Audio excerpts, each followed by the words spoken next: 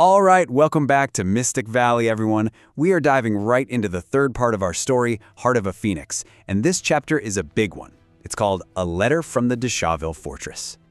Hello! Welcome back to our channel. Okay, so picture this. It's the middle of the night, and the scene is just pure terror. Our main character, Ariana, is running for her life.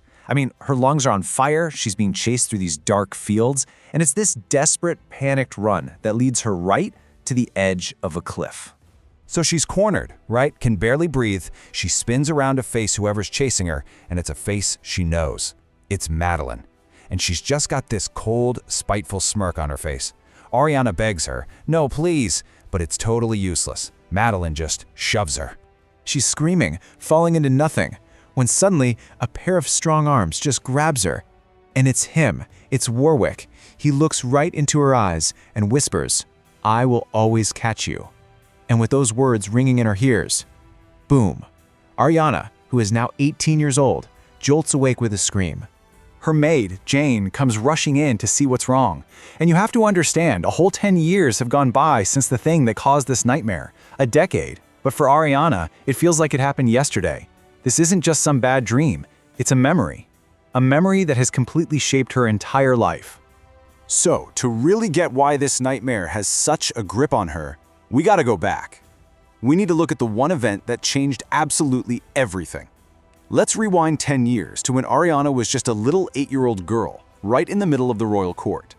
It all kicked off with this moment of total chaos. A giant chandelier just comes crashing down from the ceiling, and young Prince Warwick, he dives in and saves her just in the nick of time. But that feeling of relief, it disappears, fast, because then the whispers start.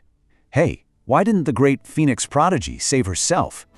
The king's advisors, they see their chance, and they back her into a corner. They demand she prove her powers, right here, right now. So she's facing this impossible choice, right? And this little girl, she stands up in front of everyone and just calmly drops this bombshell of a confession. And the room, it just explodes. You can hear people gasping, totally outraged. How could this possibly be true? That shock, it turns to pure anger in a heartbeat. The very idea that her powers could be stolen, it's crazy. Nobody's ever heard of such a thing. So they immediately turn on her whole family, the Grace clan. They start screaming that it's all a big lie, a trick to fool the prince and the whole kingdom. Can you even imagine the pressure on this little 8-year-old? You've got these royal advisors towering over her, demanding she name the person who did it.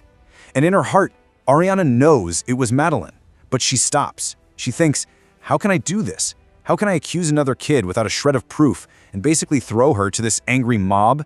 So when Ariana finally speaks up, all she says is that another child stole her powers. And that is all it takes. The crowd just loses it. They're screaming, "Nonsense. She's a liar." Accusations are flying everywhere, saying she and her mom made the whole thing up to trap the prince. And then you hear it, the one word that seals her fate: treason. And that's it, that one word, treason. The trial's basically over before it began. The consequences of what she said and what she didn't say come crashing down on her and her entire family. Well, the verdict comes down fast. From the court's point of view, since Ariana won't give them a name, they have to assume she's lying. So she's found guilty. Guilty of deception of the highest order, basically a conspiracy against the royal family. The fallout from this is just immediate and absolutely devastating. The whole Grace clan is labeled traitors. And then, in this truly heartbreaking moment, her own aunts and uncles, her own family, they disown her right there on the spot just to save their own skins. The only person who shows even a tiny bit of mercy is King Marcus. Instead of throwing them in jail, he banishes Ariana, her mother, and our brother from the kingdom. Forever. So imagine this little girl being literally thrown out of the palace gates with people screaming insults and throwing rocks at her. She looks back at that fortress one last time, and right then and there, she makes this quiet but rock-solid promise to herself. She knows what really happened, and she's not going to rest until she gets justice. Okay, so let's jump out to the present day. A whole decade has passed since that awful day in court, and believe me, life for Ariana Grace could not be more different. I mean, her fall from grace was just total.